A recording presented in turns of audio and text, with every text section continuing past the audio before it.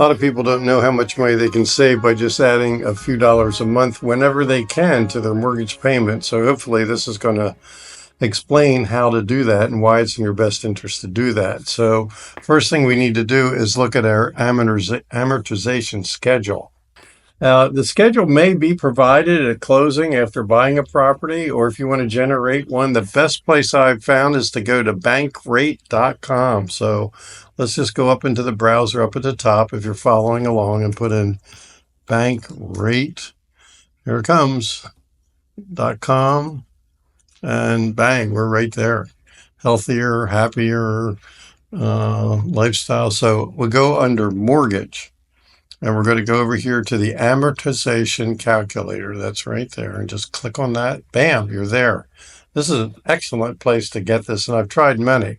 So let's put in a loan amount. Let's just for fun, we'll put in $385,000. And we can use a drop down. We can say how many years. Let's use 30. Interest rate, just for fun, we'll put in 5 maybe we'll put in 5.75. And we'll start effective on March 2025. This is happening exactly at the time I'm putting it in. So here's your summary. It's a monthly payment of $22.47, and you will pay a total of $423,000 in interest on that $385, or a total of $808,000 for the life of that loan. So you're borrowing $385, but you're going to be paying back $808 because of the interest. But we're going to show you how to save some of that money. A great way to do it. This is a wonderful way to look at the way this breaks down. So right as you scroll down, you're going to see a lot of information on how to use it and things like that. But what we want to do is actually generate the amortization schedule. So it's here. Okay, see schedule. And this is showing you how interest and principal intersect. So if you look at the green line, this is telling you how much interest is paid, and the years are at the bottom. So when you move across, at some point, and the blue line, of course, is the principal. So in each payment, the amount of principal increases and the amount of interest decrease. And on July 2039, they intersect. So 2039 is what, 40, 25, 15 years, about halfway in, your interest and principal will be equal within each payment. But when it first starts out, when you're back up here, you're paying mortgage payment of $22.47, and in that, the interest is going to be $1,800. And $400 is the principal. So let's say we can start saving some of these big numbers, but you want to do it here early in the loan if you can. So let's go up here and we click on schedule. Okay, there's the schedule. So here it is by year, and this is for the 30 years. Okay.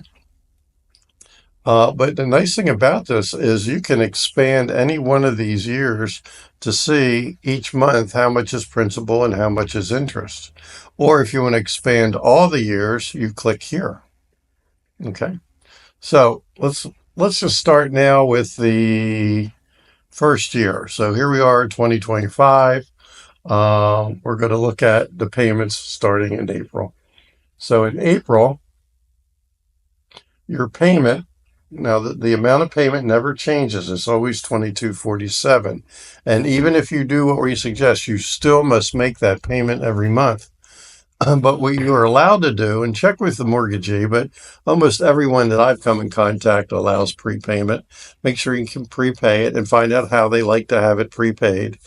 So let's say you're down here in June. You've been in the house 1, 2, couple months. Maybe you settled in May. First payment's due in March, April, May.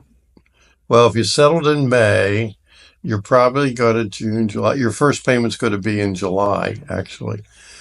because interest is always paid in arrears. Rent is paid in advance. Okay. So if you settle middle of the month, they may collect the interest to the end of the month, but the first of the following month, there would be no payment. You skip 1 month, then make a payment. Not important to this example. It's just the way it is. So let's just pick a payment.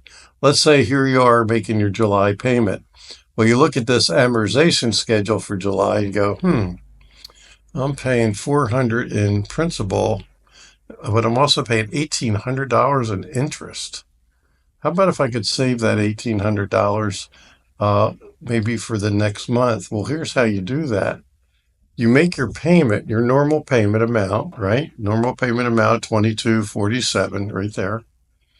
And then add the $400. When you add the $400, this goes away. And suddenly your next payment, if you were in June, say, your next payment wouldn't be July's payment. It will suddenly be August's payment. Okay? And then let's say you have an extra $500 come December. When you're paying your normal payment in December, you may want to add, let's see what 2026 is.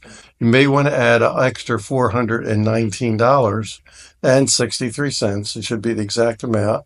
And suddenly your next payment is February and you're 2 months ahead. And keep doing that whenever you get that extra. And all it is here is it's all less than $500 for a while.